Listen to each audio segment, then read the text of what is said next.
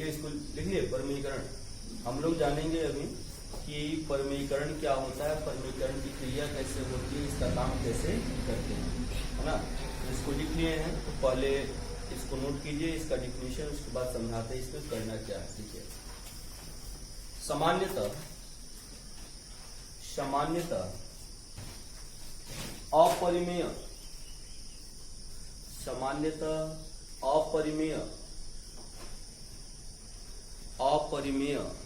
राशि को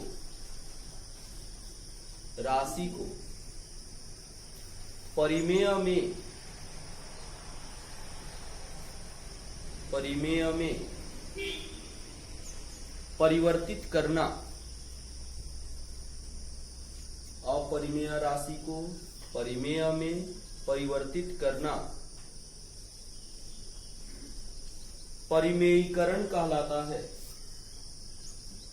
परिमेयीकरण कहलाता है। परिमेयीकरण कहलाता है। ठीक है, परिमेयीकरण कहलाता है ना। यानी कि परिमेयीकरण क्या है, तो एक क्रिया है जिसमें करते क्या है, तो अपरिमेय को परिमेय में परिवर्तित करते हैं, बदलते हैं। ठीक है, तो पहले तो हमको यह जानना होगा, यह जांचना होगा, देखना होगा, पहचानना होगा कि कौन सी राशि अपरिमेय है और कौन सी राशि परिमेय है। क्योंकि हमको बदलना किसको है, अपरिमेय को परिमेय में बदलना है। ठीक है, अब यहाँ पर परिमेयीकरण की जो क्रिया होती है, यह क्रिया किसमें होती है, तो भिन्न में होती है। किसमें होती है, भिन्न में। और भिन्न में दो पद होते हैं। दो पद कौन होते हैं बताइए, एक अंश होता है और एक हर होता है ना। भिन्न में अंश ऊपर होता है और हर नीचे होता है ना।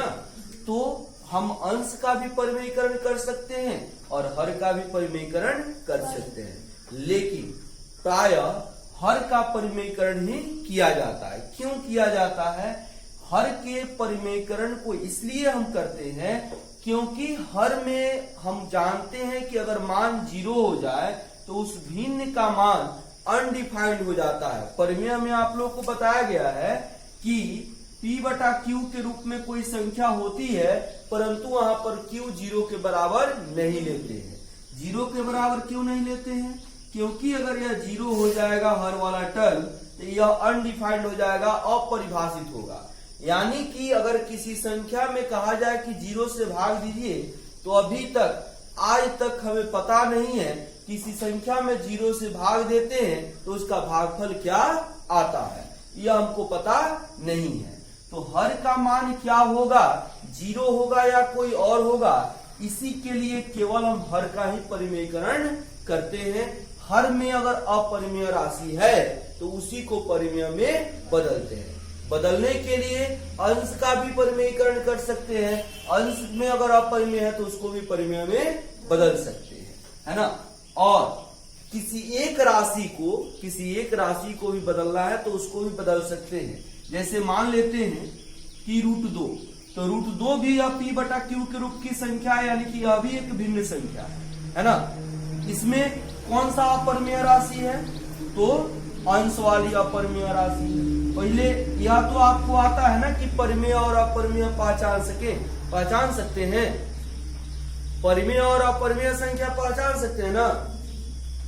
देखिए, परिमेय और अपरिमेय पहचानना बहुत ही आसान है। अगर कैसे भी कोई नंबर लिखा हुआ है और केवल उसमें पूर्णांक संख्या दी गई है, कौन संख्या दी गई है, पूर्णांक संख्या, तो आप कह सकते हैं कि यह राशि, यह संख्या क्या है, परिमेय है।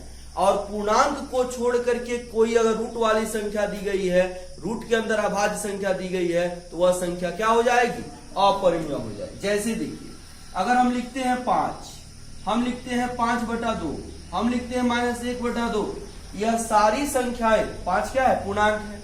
इसमें भी 5 और 2 क्या है, पूर्णांक है। इसमें भी -1 और 2 क्या है, पूर्णांक है। यानी पूर्णांक का मतलब क्या हो गया, पूर्ण अंक वाली कोई भी धनात्मक और ऋणात्मक संख्या मान क्या कहलाता है, पूर्णांक कहलाता है ना।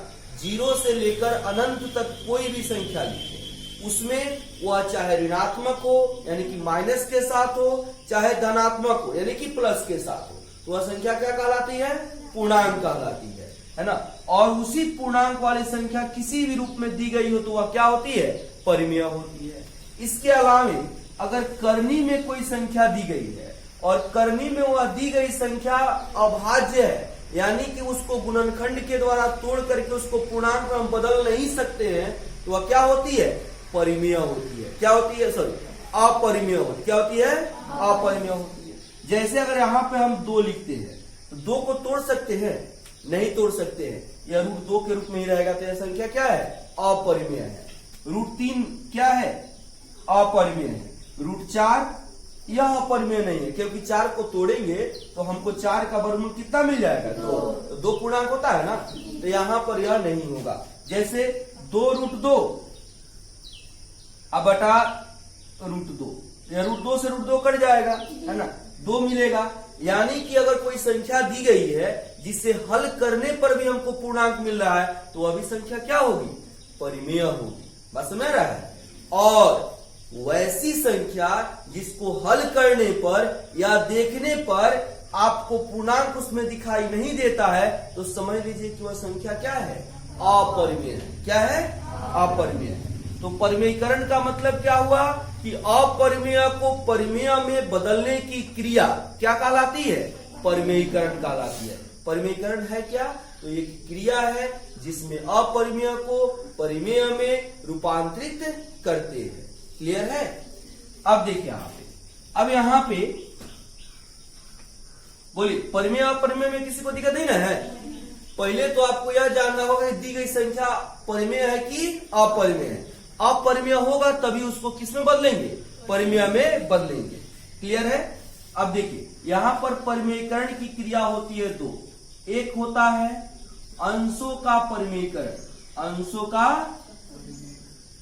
परिमेयीकरण, यानी क्या हो गया? अंश में शामिल अपरिमेय को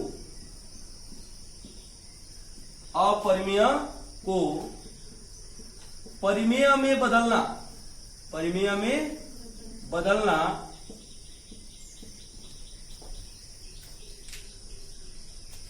अंशों का परिमेयीकरण कहलाता है।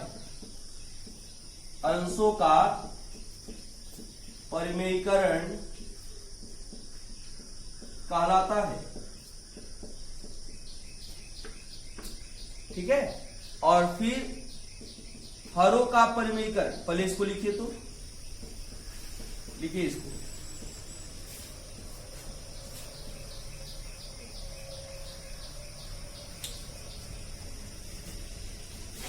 हरों का परिमेयीकरण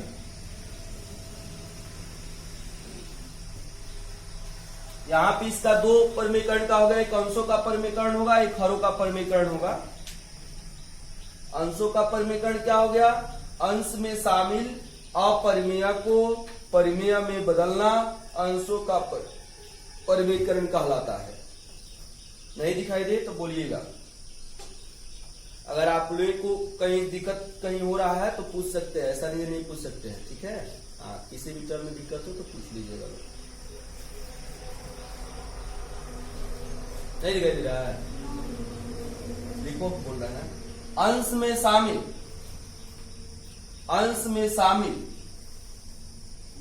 अपरिमेय को, अंश में शामिल अपरिमेय को परिमेय में बदलना, परिमेय में बदलना, परिमेय में बदलना अंशों का परिमेयीकरण कहलाता है। अंशों का परिमेयीकरण कहलाता है। अंश में शामिल अपरिमेय को परिमेय में बदलना अंशों का परिमेयीकरण कहलाता है। अंशों का परिमेयीकरण कहलाता है। अंशों का परिमेयीकरण कहलाता है। ठीक है? अब यहां समझ गए अभी हम यह जान रहे हैं कि किसका क्या कैसे परिमेयकरण करना है ना, मतलब कि क्या होता है वह, इसके बाद हम जानेंगे कि उसका परिमेयकरण कैसे करते हैं। ठीक है, उसका दूसरा लिखेंगे हरों का परिमेयकरण, हरों का परिमेयकरण, हरों का परिमेयकरण हो गया, डैश देकर लिखिए। हर में शामिल, हर में शामिल, हर में शामिल अपरिमेय, हर में शामिल अपरिमेय राशि को, राशि को, हर में शामिल अपरिमेय राशि को परिमेय में, परिमेय में बदलने की क्रिया, परिमेय में बदलने की क्रिया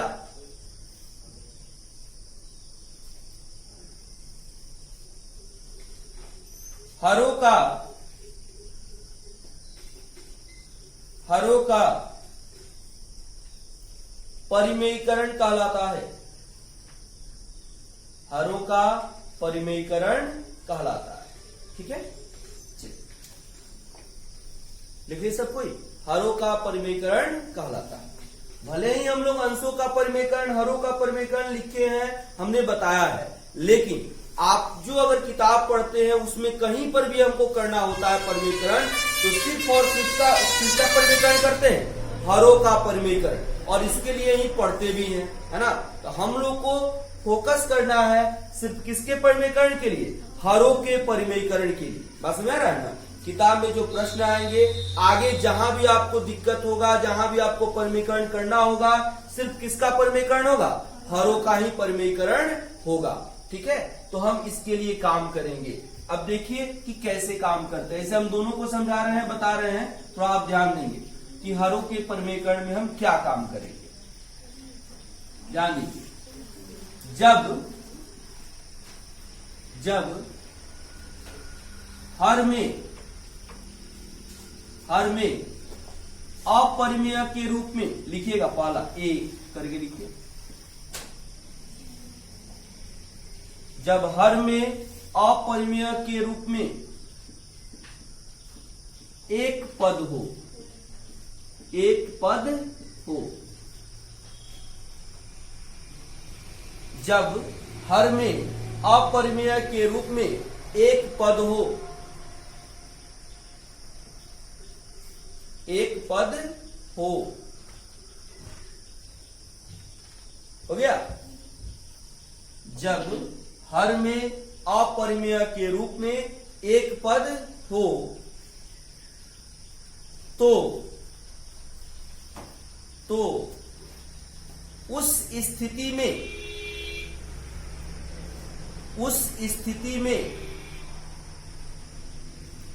उसी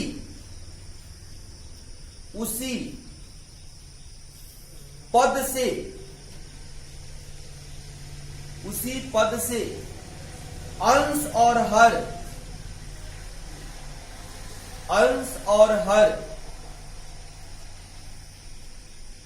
दोनों में अंश और हर दोनों में गुना कर देते हैं,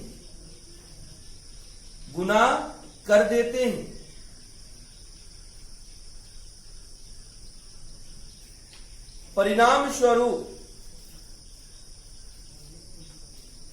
स्वरूप वह परिमेय में परिणाम स्वरूप वह परिमेय में परिवर्तित हो जाता है, परिवर्तित हो जाता है।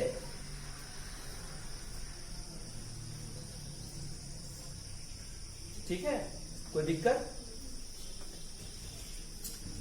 इसके अलावे, उसी में लिखेगा, इसके अलावे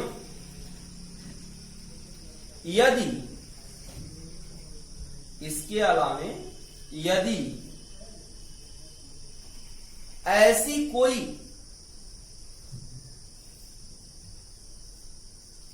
अपरिमेय राशि है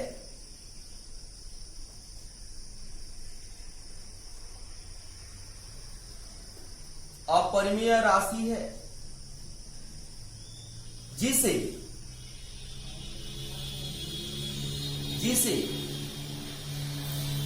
उसी पद से गुना करने पर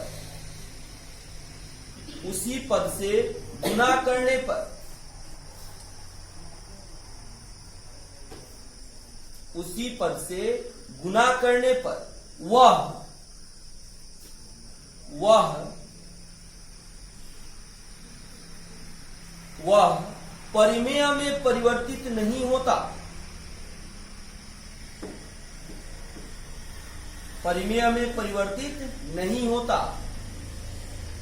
तो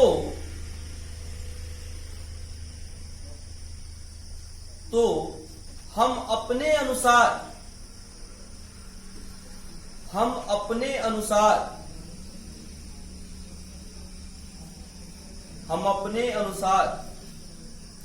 अंश और हर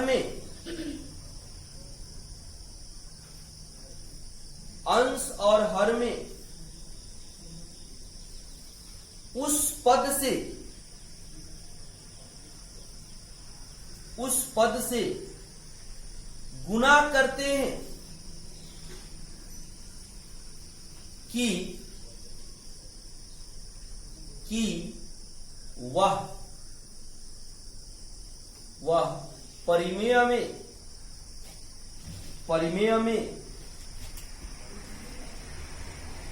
परिवर्तित हो सके,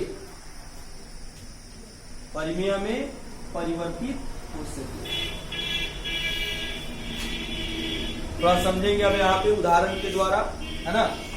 भाषा महत्वपूर्ण नहीं है, भाषा हम इसलिए लिखा है कि जो समझाए हैं उस बात को अगर आपको फिर से कभी दोबारा समझना हो तो आप भाषा पढ़ लेंगे तो मेरी बात समझ में आ जाएगी कि हमने क्या समझा था या क्लास में क्या बताया गया था। भाषा मात्र इसी के लिखा जाता है, ठीक है ना। अब देखेंगे उदाहरण के द्वारा कि कैसे क्या हम लोग को करना है। जानिए, जैसे मान लेते हैं कि दिया गया 1/2√5, इसमें बताइए 3 गो अंक है ना, कौन कौन अंक है? 1 है, 2 है और 5 है। बताइए इसमें कौन पूर्णांक नहीं है? जो रूट के अंदर 5 है यही पूर्णांक नहीं है। माने पूर्णांक कहने को तो 1 भी पूर्णांक है, 2 भी पूर्णांक और 5 भी पूर्णांक है, लेकिन यह जो 5 है यह रूट के अंदर है, यह रूट 5 पूर्णांक नहीं है, यानी कि क्या है? अपरिमेय। क्या है? तो हमने क्या बताया कि हर में यदि एक पद हो, कितने पद हो? एक पद हो। अब पद का निर्धारण कैसे करते हैं? यदि जोड़ या घटाव के द्वारा कि प्लस और माइनस के द्वारा 2 या 2 से अधिक संख्याओं को मिलाया गया होता है तो वह 2 या 2 से अधिक संख्या उसका क्या कहलाता है? पद कहलाता है ना। तो यहाँ पर यह अकेला पद है ना, और यह पूर्णांक नहीं है, तो इसीलिए यह क्या हो जाएगा बताइए? अपरिमेय है। तो इसको हमको परिमेय में बदलना है। क्या करना है? तो हमने क्या लिखा है कि जो अपरिमेय राशि हर में एक पद में होती है उसी राशि से अंश में और हर में क्या कर देते हैं? गुना कर देते हैं। तब बताइए क्या करेंगे हम? 1/2√5 और अब यह जो एक पद है 2√5 चाहे जो अपरिमेय राशि है √5, आप किसी से भी गुना कर दीजिए, या तो 2√5 से ऊपर नीचे गुना कर दीजिए चाहे √5 से ऊपर नीचे गुना कर दीजिए, है ना। चलिए गुना करते हैं। तो √5 आप बटा √5 से अंश में गुना कर दिए, √5 से हर में गुना कर दिए। 1 में √5 से गुना करेंगे कितना आएगा? √5, इसको गुना कीजिए 2√5 गुना √5। चलिए करने में हमने बताया है, याद कीजिए कि √a गुना √a क्या होता है? a होता है ना, याद है? बताया है सो।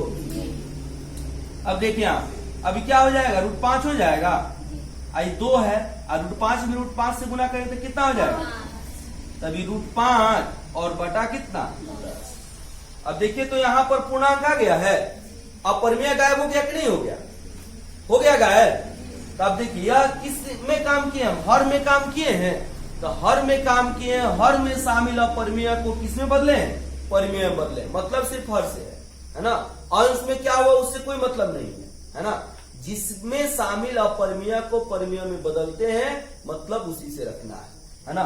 तो इसमें हर में अपरिमेय राशि थी, उसको हमने परिमेय में बदल दिया, इसलिए इसको हम क्या कहते हैं, हरों का परिमेयीकरण कहते हैं।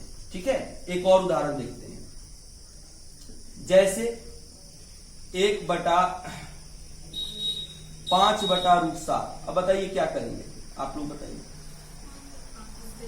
क्या करेंगे, गुना √7/√7।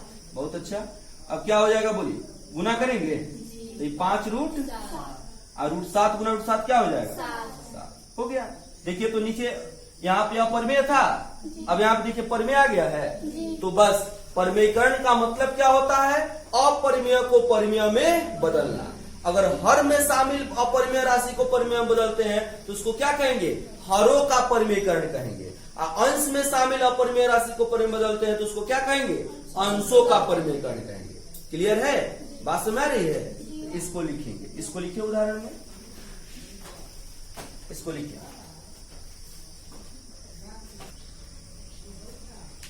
एक और उदाहरण इसमें देखते हैं हम लोग।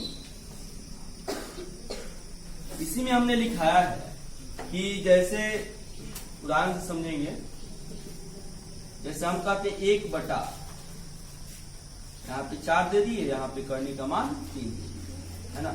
यह तो अपरिमेय राशि, इसको तोड़ेंगे तो यह पूर्णांक नहीं आएगा, बल्कि 4 का पावर 1/3 आ जाएगा, है ना। तो जैसा कि हम जानते हैं कि √a गुना √a बराबर क्या होता है, a होता है। यहाँ पे करनी का मान कुछ नहीं दिया हुआ है, तो कितना है, 2। कितना है, 2, यानी कि यह वर्गमूल है, स्क्वायर रूट है। इसी तरह से अगर यहाँ पर करनी का मान 3 हो तो इसको कितना बार गुना करेंगे कि ये आएगा। जैसे यहाँ पे करनी का मान 2 है तो 2 बार गुना किए तो ये आ गया, तो करनी का मान 3 है तो इसको कितना बार गुना करेंगे, आ जाएगा 3 बार। कितना बार गुना करेंगे, 3 बार, है ना। अब इसी तरह से अब यह तो अपरिमेय है, इसको परिमेय में बदलना है, तो 1/, यहां पर ऐसे लिखेंगे। अब इसी राशि से गुना करेंगे तो यह आ जाएगा, परिमेय में नहीं आएगा, क्योंकि 2 ही बार गुना हो रहा है, तो परिमेय में आ पाएगा, नहीं आ पाएगा। तो इसके लिए क्या करना होगा बताइए, तो इस राशि से 2 बार गुना करना पड़ेगा। कितना बार गुना करना पड़ेगा, 2 बार। तो जो काम अंश में करेंगे वही काम हर में करेंगे। बात समझ रहा है। अब यहाँ पर देखिए, अभी क्या हो जाएगा, इतना गुना 1, तो यही टर्म आ जाएगा आपको, करनी का मान 3, 4, फिर करनी का मान 3 और 4, है ना। और तीनों को गुना करेंगे, इतना, इतना और इतना। हम लोग जानते हैं कि करनी का मान अगर समान हो तो अंदर वाला टर्म आपस में गुना हो जाता है। तो करनी का मान 3 और 4 गुना 4 कितना हो जाएगा, 16। कितना हो जाएगा, 16 हो जाएगा। अब देखिए करनी का मान 3, अब फिर यह 4 गुना 4 गुना 4, 3 बार 4 का गुना होगा, तो क्या लिखेंगे, 4 का पावर 3 लिखेंगे। सब बात समझ में आ रही कि नहीं आ रही, नहीं आ रही है। यह हम लोग प्रोसेस पढ़े हुए हैं, कैसे, तो फिर यहाँ पर देख लीजिए, जैसे √a गुना √b, इसको कैसे लिखते हैं, √a गुना b लिखते हैं। तो जब यहाँ के करनी का मान यानी कि सर्ड का मान समान होता है तो अंदर वाला टर्म गुना हो जाता है। फिर यहाँ देखिए करनी का मान समान है तो अंदर वाला टर्म गुना होगा कि नहीं होगा, 4 गुना 4 16 नहीं हो जाएगा। फिर देखिए करनी का मान समान है तो 4 गुना 4 गुना 4, तो 4 3 बार गुना है तो क्या लिखेंगे, 4 का पावर 3 लिखेंगे। अब यहाँ देखिए, यहाँ पर 3 हो गया, यह 16 हो गया और बटा में हो गया 3 से इसमें भाग दे देंगे तो कितना आ जाएगा, 4। तो देखिए यहाँ पर यह अपरिमेय था, अब क्या आ गया, परिमेय आ गया है। तो कहने का मतलब यह है कि अपरिमेय राशि हो और उसी टर्म से गुना करने पर प्राप्त नहीं हो। जैसे इसी से गुना नहीं किए, इसको 2 बार गुना किए, उससे कितना बार गुना किए हैं, 2 बार, तब जाकर के यहाँ पे अपरिमेय आया है। क्लियर है, बात समझ आ रही है। तो यहाँ पर खुद से समझना है कि कौन ऐसे संख्या से इसको गुना करे कि अपरिमेय राशि किसमें बदल जाए, परिमेय में बदल जाए। ठीक है, कोई दिक्कत इसमें? यह तो हुई वैसी बात, उस पद की बात जिसमें अपरिमेय कितने पद में दिया हो, एक पद में। तो एक पद में दिया हुआ है तो ऐसे काम करेंगे। अब ऐसा भी हो सकता है कि 2 पद दिया हो, 3 पद दिया हो, बात समझ रहा है ना, तो उसके लिए सोचेंगे। पर नोट कीजिए इसको, आप बी में लिखेंगे, बी में लिखेंगे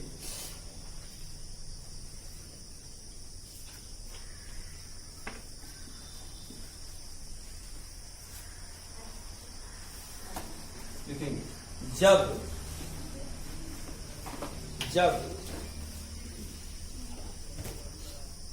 हर में दी गई, जब हर में दी गई अपरिमेय संख्या में, अपरिमेय संख्या में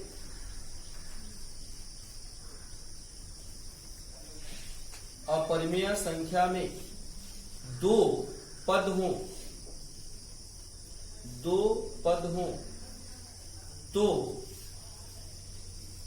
तो उसे परिमेय में, तो उसे परिमेय में बदलने के लिए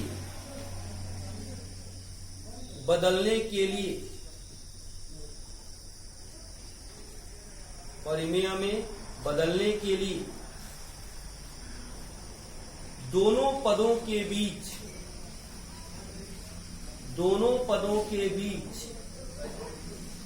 का चिन्ह, दोनों पदों के बीच का चिन्ह बदलकर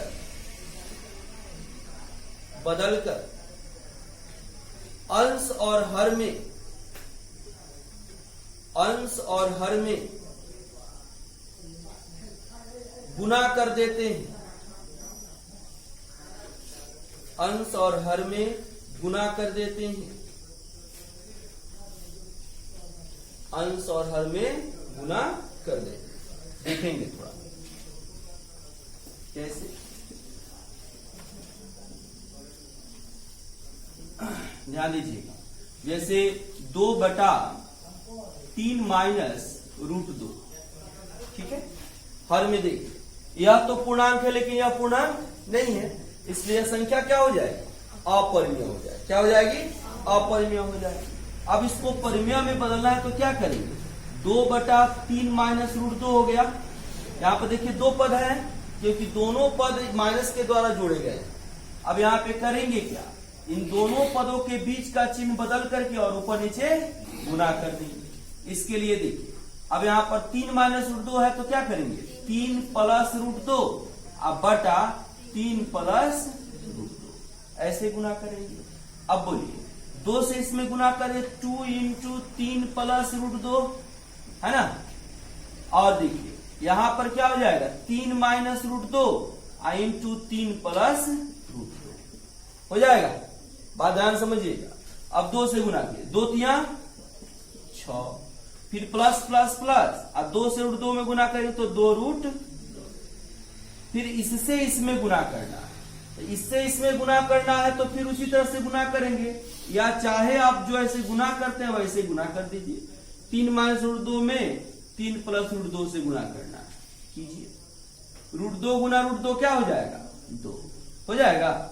फिर देखिए तो पहले अचर पद का गुना कर लिया, अब चिन्ह का गुना करेंगे, फिर प्लस माइनस माइनस, अब फिर √2 से 3 में गुना करेंगे तो 3√2 हो जाएगा।